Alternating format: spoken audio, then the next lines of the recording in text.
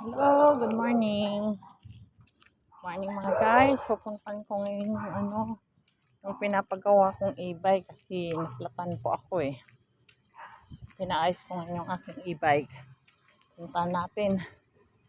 So, walking muna tayo kasi maaga pa naman eh. Pinaayos ko yung gulong. Kasi mamaya magsusundo ako, hindi ako makakapagsundo gawa ng flap.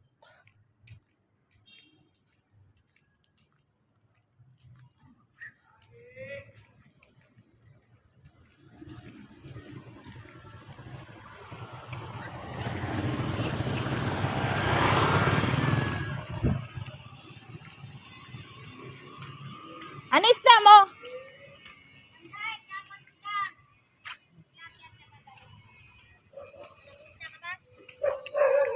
Pinaayos ko yung bike ko dito.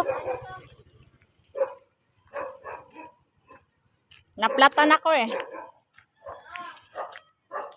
Pinaayos ko.